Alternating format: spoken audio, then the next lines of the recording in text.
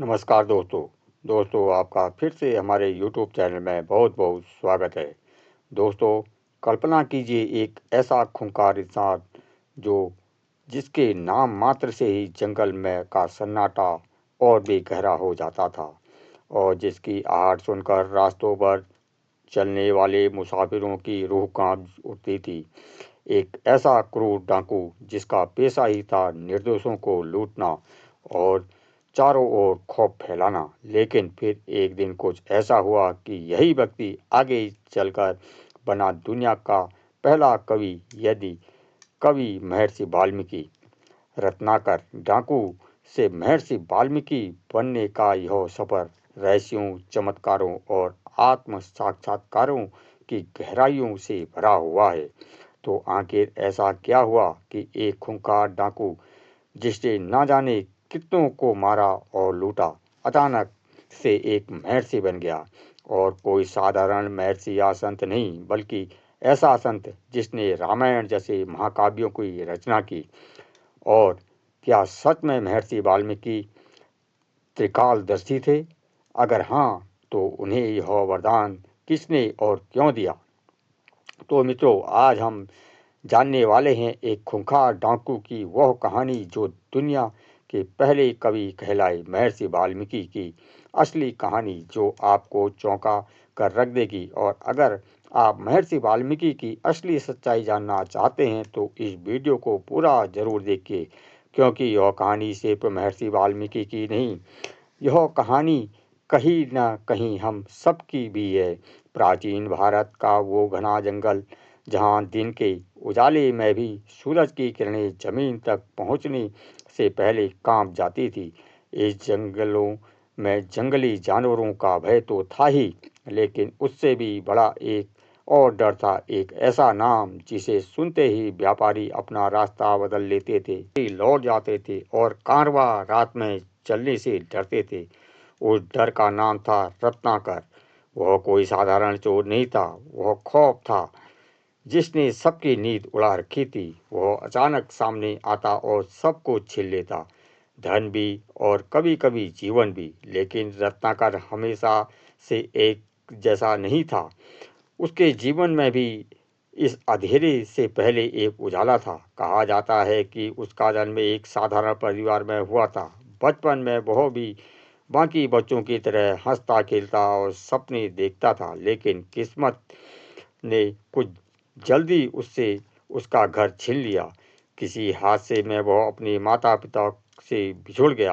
अकेला, डरा हुआ और दुनिया से अनजान वह जंगलों में भटकता रहा और वहाँ उस घने जंगलों में उसे भीलों के कबीले ने अपना लिया। अब वह जंगल उसका घर था और वह लोग उसका परिवार। भील कबीले में जीवन आसान नहीं था। वहाँ जीने का मतलब था संघर्ष। वह बचपन खेल में नहीं, शिकार में बिताता था। रत्नाकर ने धनुष उठाना सीखा, जंगल में हर रास्ते को पहचानना सीखा और यह भी सीखा कि कमजोर बनने का मतलब है मर जाना। धीरे धीरे वही जंगल उसका शिक्षक बन गया और कठोरता उसका स्वभाव। समय के साथ उसके कंधों में जिम्मेदारियां आ गई। उसका अपना परिवार था, पत्नी, बच्चे, बूढ़े माता पिता। उसके लिए भोजन चाहिए था, सुरक्षा चाहिए थी, लेकिन समाज ने उसे कोई सम्मानजनक रास्ता नहीं दिया। जिस कारण रत्नाकर ने एक ऐसा रास्ता चुना जो उसे एक गहरे अंधकार में धकेलने वाला था, लूट का रास्ता। उसे लगने लगा कि जंगल में ताकत ही सबसे बड़ा धर्म है। वह यात्रियों को लूटता, निर्दोष लोगों को डराता और जब कोई विरोध करता तो उसे कुचल देता। लेकिन हर बार, हर अपराध के बाद वह अपने मन को एक ही बात कह कर शांत कर देता, मैं यह अपने लिए नहीं, अपने परिवार के लिए कर रहा हूँ। उसके लिए यह अधर्म नहीं था, बल्कि कर्तव्य था। उसे लगता था कि अगर उसके अपने लोग सुरक्षित हैं, पेट भरा है, तो बाकी दुनिया का दर्द मायने नहीं रखता। धीरे धीरे उसका दिल पत्थर बन गया था। करुणा, दया, पश्चाताप, यह शब्द उसके जीवन से गायब हो चुके थे। उसके लिए हर इंसान सिर्फ एक शिकारी था। सिर्फ उसका शिकार करना ही उसका ध्येय था, एक साधन। रत्नाकर उस समय अपने जीवन के सबसे गहरे अंधकार में था। वह खुद को सही मानता था, ताकतवर मानता था और अपने फैसलों पर गर्व करता था, लेकिन उसे नहीं पता था कि जिस जंगल में वह अपना साम्राज्य समझता है, उसी जंगल में उसका सामना एक ऐसे व्यक्ति से होने वाला है जो उसकी पूरी सोच, उसका पूरा जीवन और उसकी आत्मा तक को झकझोर देगा। वह मुलाकात जो एक डाकू के जीवन का अंत और एक महर्षि के जन्म की शुरुआत बनने वाली थी, और यही से शुरू होता है वह अध्याय जिसने रत्नाकर की दुनिया को उलट पुलट कर रख दिया। रत्नाकर हमेशा की तरह शिकार की तलाश में था। तभी वह नीरव वातावरण को चीरती हुई एक मधुर ध्वनि उसके कानों में पहुंची। यह वीणा की तारें से निकलती हुई शांत और स्थिर ध्वनि थी। रत्नाकर ठिठक गया। वह हिंसक जंगलों में ऐसा संगीत असंभव सा लगा। वह सावधानी से आगे बढ़ा और जो दृश्य उसने देखा वह उसके लिए बिल्कुल नया था। उसके सामने एक तेजस्वी साधु चले आ रहे थे। चेहरे पर अद्वैत शांति, आंखों में भय का नाम तक नहीं और होठों पर निरंतर ईश्वर का स्मरण। वह व्यक्ति थे देवर्षि नारद। रत्नाकर के लिए वह सिर्फ एक यात्री थे। उनके रास्ता रोक लिया, कठोर स्वर में संदेश दिया कि लूट की भाषा बोली, लेकिन सामने खड़े साधु के चेहरे पर कोई घबराहट नहीं थी। शांत मुस्कान के साथ नारद जी ने रत्नाकर को देखा और कहा कि तुम यह सब क्यों करते हो। यह सवाल रत्नाकर के लिए नया नहीं था। वह पहले भी खुद को जवाब दे चुका था। उसने गर्व से कहा, वह यह सब अपने परिवार के लिए करता है। बूढ़े माता पिता, पत्नी और बच्चों का पेट भरना उसका धर्म है। तभी नारद जी ने वही प्रश्न किया जिसने रत्नाकर की आत्मा को नीत अंदर तक हिला दिया। अगर तुम यह सब अपने परिवार के लिए कर रहे हो, तो क्या तुम्हारा परिवार तुम्हारे इन पापों के फल में भी तुम्हारे साथ भागीदारी बनेगा। रत्नाकर पहली बार चुप हो गया। उसने कभी इस बारे में सोचा ही नहीं था। फिर भी उसका अहंकार अभी जीवित था। उसने बिना झिझक कहा कि उसका परिवार जरूर उसका साथ देगा। नारद जी मुस्कुराए और बोले, तो जाओ, उनसे पूछो। आओ, मैं यही प्रतीक्षा करूंगा। रत्नाकर को पूरा भरोसा था। उसने नारद जी को वहीं रोका और तेजी से अपने घर की ओर दौड़ पड़ा। घर पहुंचते ही उसने सबसे पहले अपने माता पिता से प्रश्न किया कि क्या वे उसके पापों की में भागीदारी बनेंगे। माता पिता ने उत्तर दिया कि उनका पालन पोषण करना उसका कर्तव्य था, लेकिन पाप का बोझ हर व्यक्ति को स्वयं उठाना पड़ता है। यह उत्तर उसके लिए पहला झटका था। वह पत्नी के पास गया। उसने भी वही प्रश्न किया। पत्नी ने कहा कि उसका और उसके बच्चों का पालन पोषण करना उसका धर्म है। यह आपके खुद के साथ दे सकता है, पर आपको कर्मों का फल तो आपको ही भुगतना पड़ेगा। यह क्षण रत्नाकर के भीतर कुछ टूट गया। जिस परिवार को वह अपने अपराधों के ढाल समझता था, वही ढाल उसके हाथों से गिर चुकी थी। उसका सारा अहंकार, उसका सारा तर्क एक एक करके बिखरने लगे। उसे पहली बार एहसास हुआ कि वह कितना अकेला है। उसके पापों का भार सिर्फ उसी को उठाना है, कोई साथ नहीं देगा। टूटे हुए मन से भारी कदमों से वह वापस जंगल की ओर लौटा। अब उसके चेहरे पर क्रूरता नहीं थी, बल्कि पश्चाताप था। वह वही रत्नाकर नहीं रह गया था जो कुछ समय पहले था। वह नारद मुनि के चरणों में गिर पड़ा। उसकी नजरें आवाज में कंपन थी, आंखों में आंसू बह रहे थे। उसने नारद मुनि से कहा, हे मुनिवर, मुझे इस अंधकार से निकलने का मार्ग दिखाइए। यह सुनकर नारद मुनि ने उन्हें कुछ ऐसा बताया, एक ऐसा मंत्र दिया जिसने रत्नाकर की दुनिया बदल दी और बन गए महान कवि। तो आखिर क्या था वह मंत्र, चलिए अब जानते हैं महर्षि वाल्मीकि बनने की असली कहानी। लेकिन उससे पहले, अगर आपको वीडियो अच्छी लग रही है तो इसे लाइक जरूर करें। नारद मुनि ने रत्नाकर को उठाकर देखा। उसके सामने अब कोई खूंखार डाकू नहीं खड़ा था, बल्कि एक टूटा हुआ पश्चाताप से भरा इंसान था। नारद जी समझ चुके थे कि यह व्यक्ति दंड का नहीं, मार्गदर्शन का अधिकारी है। उन्होंने शांत स्वर में कहा कि केवल पश्चाताप ही पर्याप्त नहीं होता। पापों की गहराई से बाहर निकलने के लिए तपस्या की अग्नि से गुजरना पड़ता है। रत्नाकर ने बिना किसी प्रश्न के सिर झुका दिया। उसके भीतर अब अहंकार नहीं था, सिर्फ एक ही इच्छा थी, मुक्ति। नारद मुनि ने उसे एक मंत्र दिया और उसे इस मंत्र को हमेशा उच्चारण करने के लिए कहा। वह मंत्र था राम। लेकिन वर्षों की हिंसा, क्रूरता और अज्ञान ने रत्नाकर की आत्मा को इतना अशुद्ध कर दिया था कि वह उस पवित्र नाम का उच्चारण तक सही ढंग से नहीं कर पा रहा था। उसके मुख से राम की जगह मरा मरा ही निकल रहा था। नारद मुनि मुस्कुराए और कहा कि भाव ही सबसे बड़ा मंत्र होता है। तुम उसी मरा मरा का जप करो। पूरी श्रद्धा और एकाग्रता के साथ समय स्वयं उसे शुद्ध कर देगा। नारद मुनि ने के आदेश के साथ ही रत्नाकर ने उसी क्षण अपना पुराना जीवन त्याग दिया। उसने जंगल के एक शांत स्थान पर एक वृक्ष के नीचे आसन लगाया और आंखें बंद कर ली। ना भोजन की चिंता, ना जल की प्यास, ना शरीर की सुध। उसका पूरा अस्तित्व अब केवल एक ही ध्वनि में बच गया था, मरा मरा मरा मरा जपना। शुरुआत में उसका मन भटकता रहा। पुराने दृश्य, हिंसा, चीखें और अपराध उसकी स्मृति में लौटते रहे, लेकिन हर बार वह स्वयं को उसी मंत्र में लौटा लाता। समय आगे बढ़ता गया। दिन हफ्ते में बदला, हफ्ते बारों में और वर्षों युगों में ऋतुएं बदलती रही। कभी तपती धूप ने उसके शरीर को जलाया, कभी मूसलाधार वर्षा ने उसे भिगो दिया और कभी ठंडी हवाओं ने उसकी देह को कपा दिया। लेकिन उसकी साधना नहीं टूटी।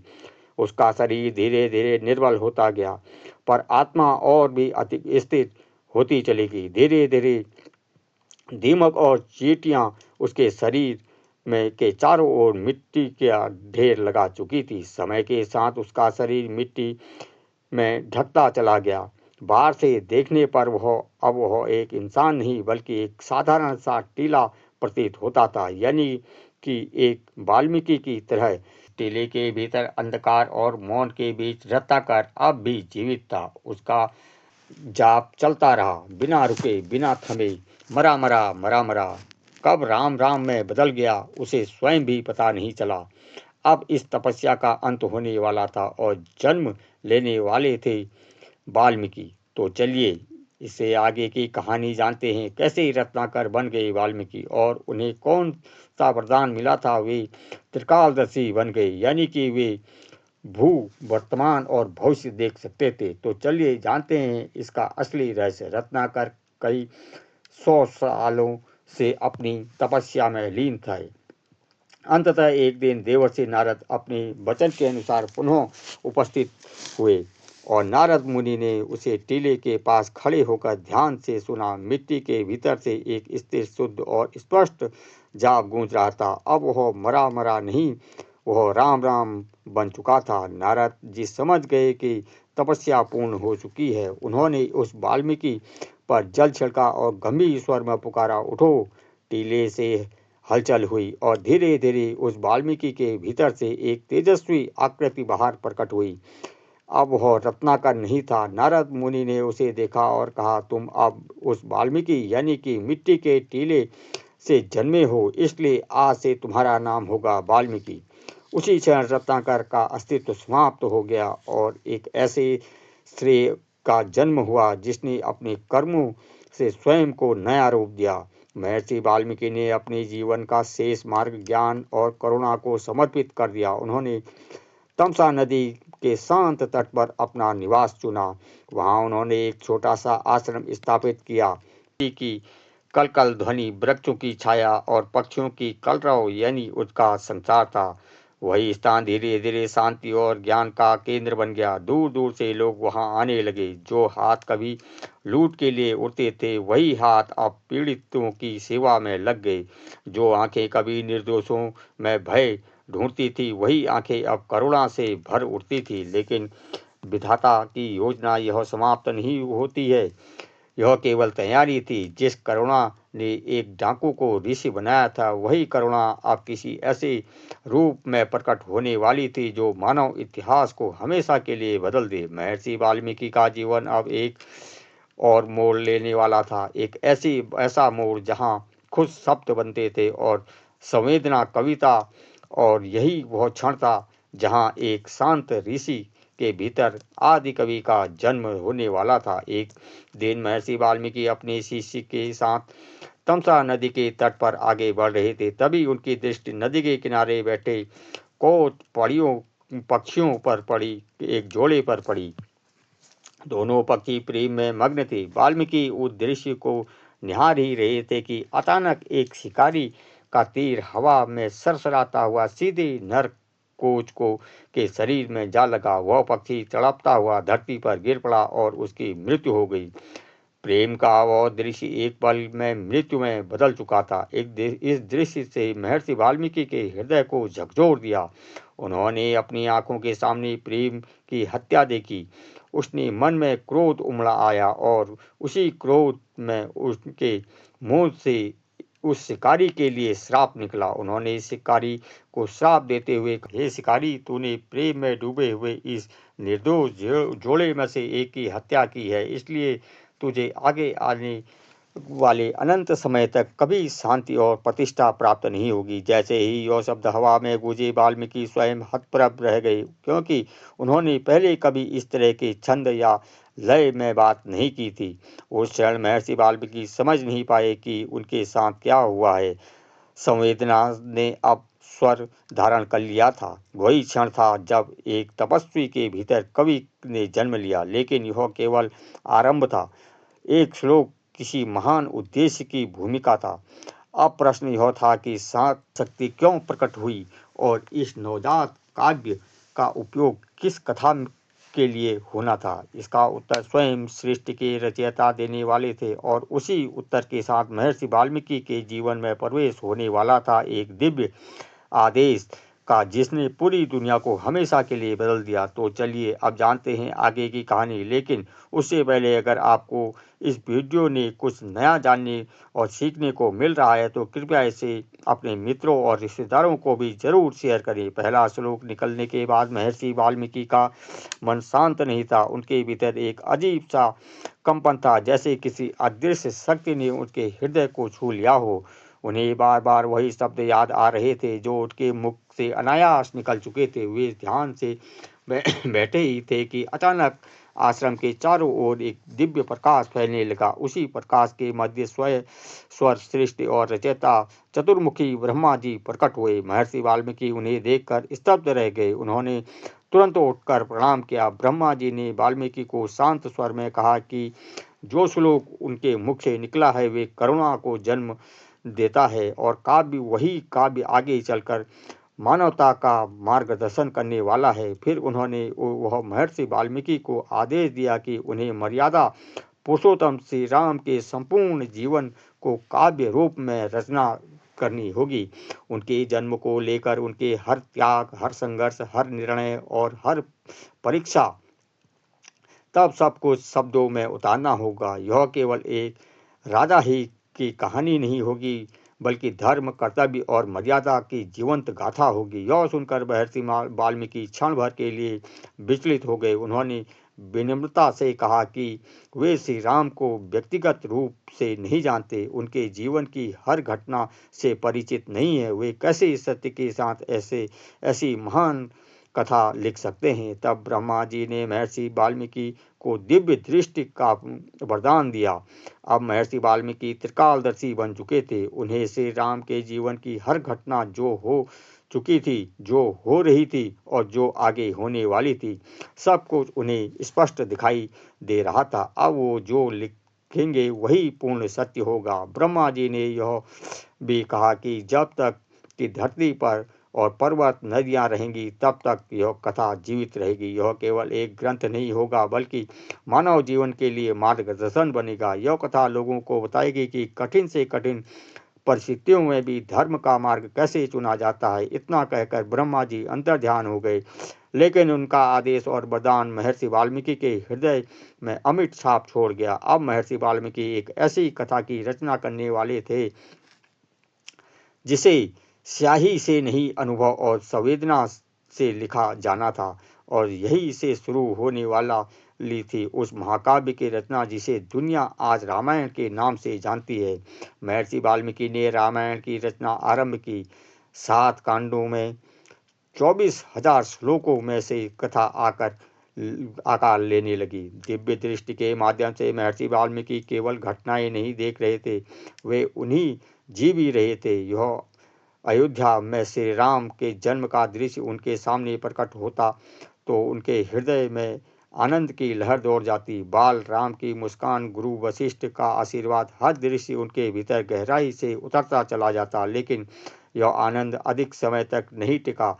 जब वे वनवास का प्रसंग देखते तो राजा दशरथ का टूटता हुआ हृदय, कौशल्या की मौन पीड़ा और अयोध्या में सूनी गलियां, सब कुछ उन्हें भीतर तक विचलित कर देती।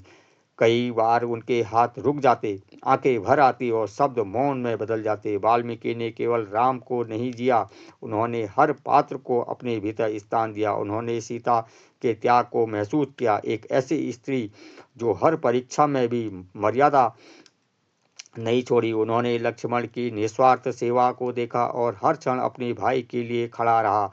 सीता हरण का प्रसंग लिखते थे तो उनका हृदय क्रोध और पीड़ा से भर उठता।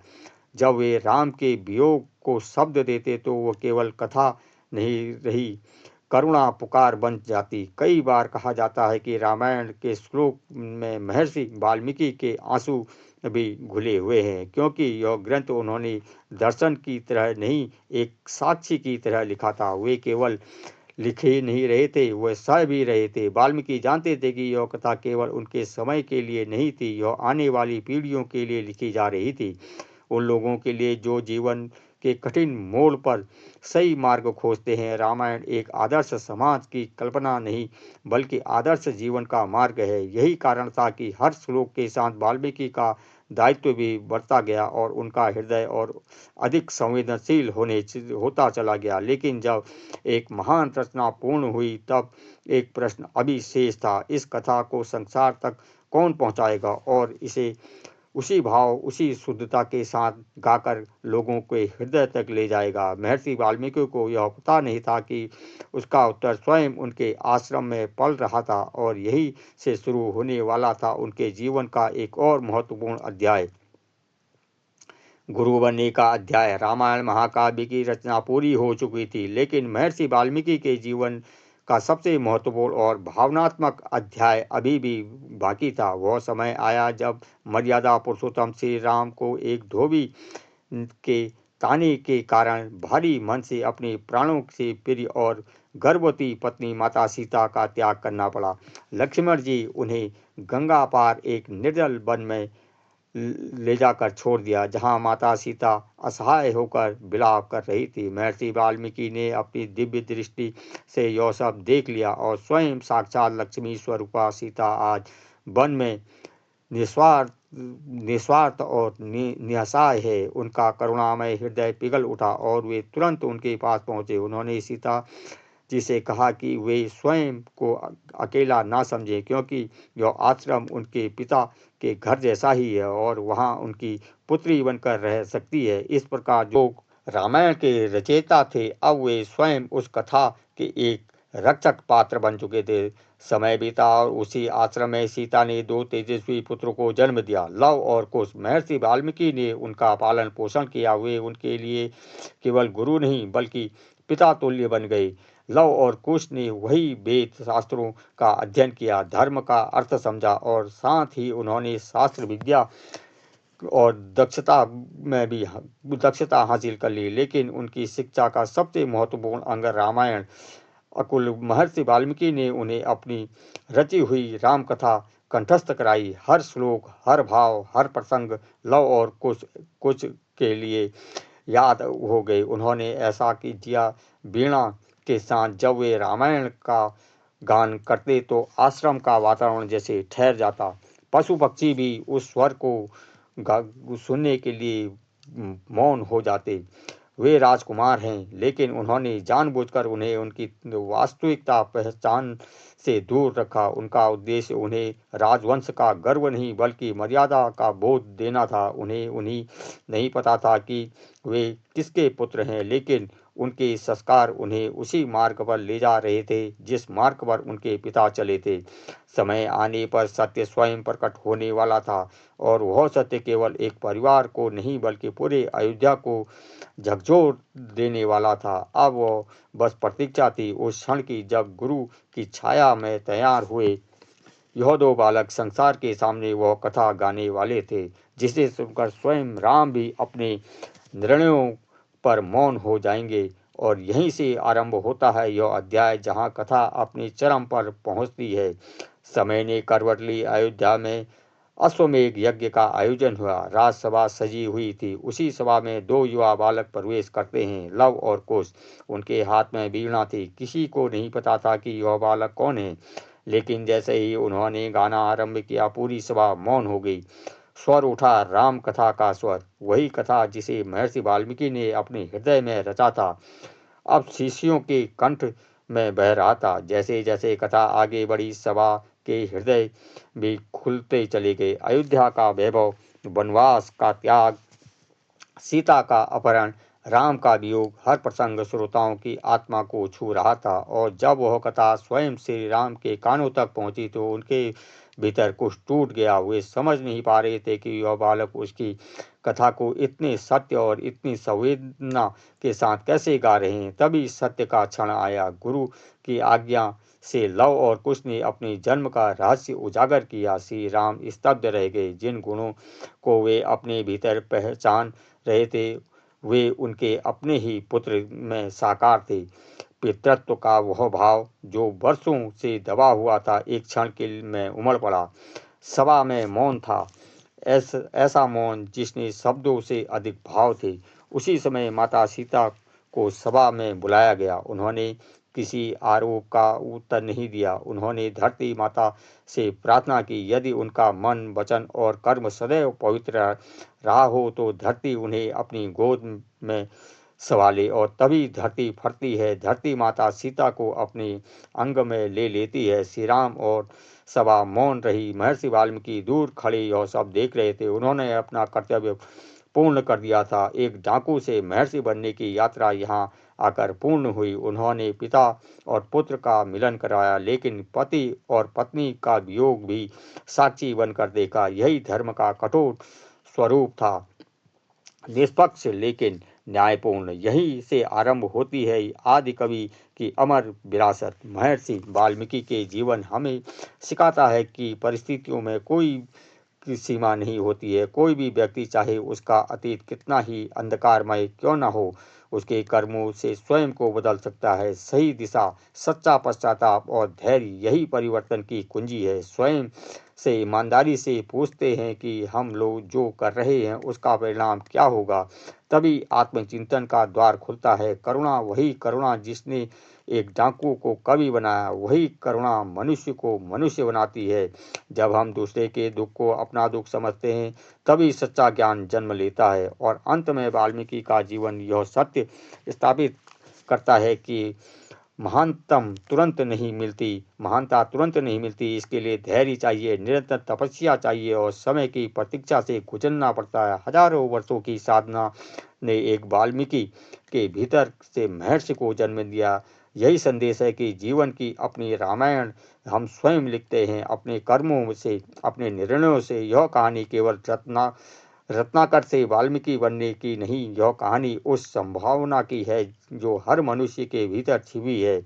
अगर हम चाहें तो अपने अंधकार को भी प्रकाश में बदल सकते हैं। और यही है आदि कवि महर्षि वाल्मीकि की सबसे बड़ी विरासत।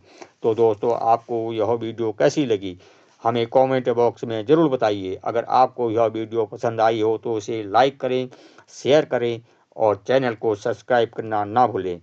अगर आप सच्चे सनातनी हैं तो कमेंट में जय श्री राम लिखना ना भूलें। तब तक लेते हैं आपसे विदा।